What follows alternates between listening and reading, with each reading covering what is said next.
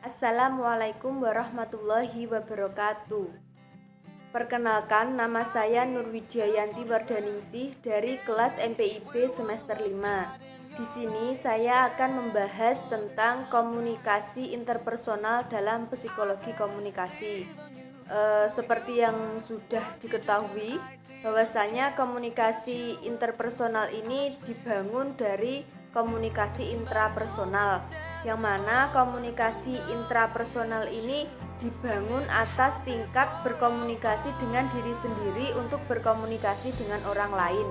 Maksudnya yaitu bagaimana cara membangun komunikasi dengan dirinya sendiri sebelum nantinya dapat berkomunikasi dengan orang lain. Untuk pengertian dari komunikasi interpersonal yaitu adanya komunikasi yang dilakukan secara langsung face to face dengan orang lain pada tempat dan waktu yang sama. Untuk pengertian psikologi komunikasi sendiri yaitu ilmu yang mempelajari usaha memprediksi, menguraikan, dan mengendalikan peristiwa mental dan behavioral dalam komunikasi.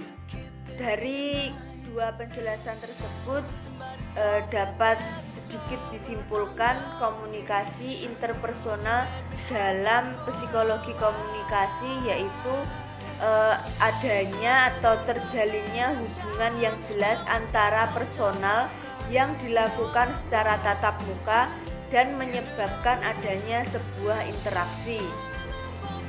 Sehingga dalam komunikasi interpersonal ini dapat diketahui bagaimana cara melakukan komunikasi yang baik terhadap orang lain dan bagaimana cara menjaga perasaan orang tersebut agar tidak tersinggung dengan ucapan kita.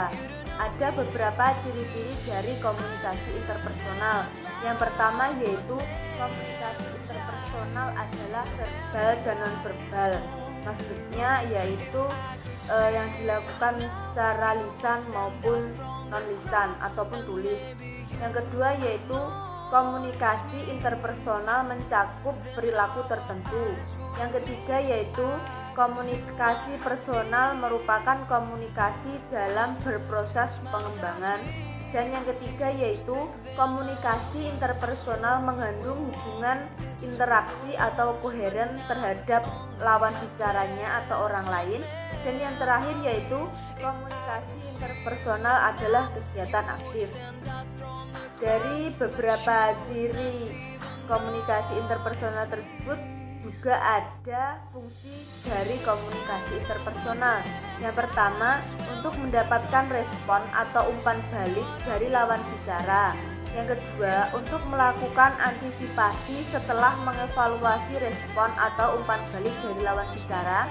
Dan yang terakhir adalah untuk melakukan kontrol terhadap lingkungan sosial. Pembahasan yang selanjutnya yaitu faktor personal yang berhubungan terhadap persepsi.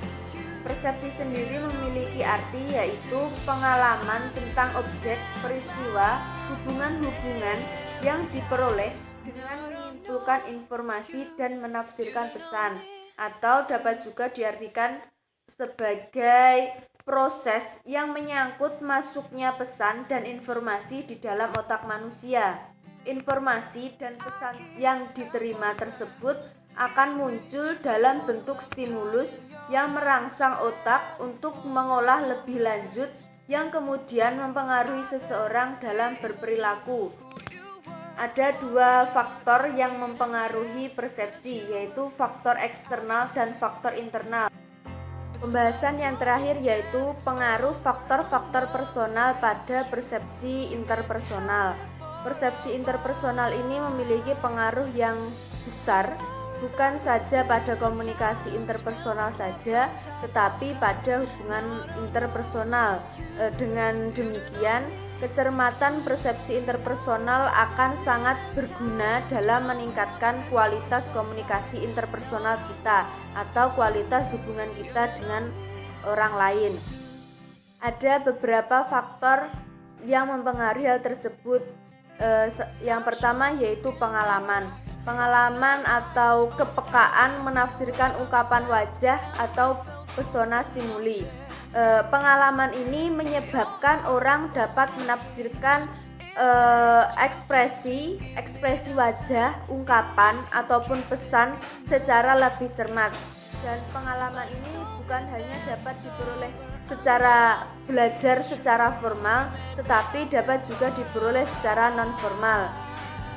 Pembahasan yang selanjutnya yaitu kepribadian.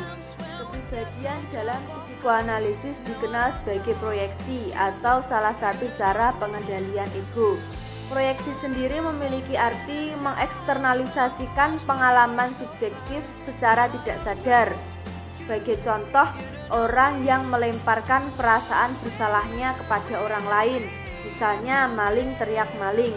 Ini merupakan contoh tipikal proyeksi pada persepsi interpersonal, yang mana orang yang salah itu melemparkan sifat-sifat atau menganggap orang lain itu salah, padahal sifat salah ataupun hal yang dilakukan salah itu berada pada dirinya. Dari ini dengan demikian sudah jelas bahwa orang yang banyak melakukan proyeksi akan tidak cermat menanggapi stimuli dalam dirinya, ataupun mengaburkan bayangannya pandangan sebenarnya. Pandangan sebenarnya yang salah itu dirinya sendiri, tetapi dilemparkan kepada orang lain seakan-akan yang salah itu orang lain. Itu tandanya orang itu tidak mampu menerima proyeksinya sendiri. Sedangkan orang yang mampu menerima proyeksinya dengan baik atau mampu menerima proyeksinya dengan baik adalah orang yang tidak terbebani rasa bersalah dan cenderung menafsirkan orang lain lebih cermat. Begitu pula orang yang mudah bergaul dan ramah cenderung memberikan penilaian positif terhadap orang lain. Untuk orang yang mampu menerima proyeksinya sendiri itu orang yang akan terbebas dari beban ataupun rasa bersalah dan tidak menganggap dirinya itu baik, tetapi lebih menganggap bahwa orang lain itu lebih baik dan mudah bergaul kepada orang lain, dan juga memiliki penilaian positif terhadap orang lain. Demikian yang dapat saya sampaikan. Apabila ada banyak salah kata, banyak kekurangan, saya mohon maaf yang sebesar-besarnya. Wassalamualaikum warahmatullahi wabarakatuh.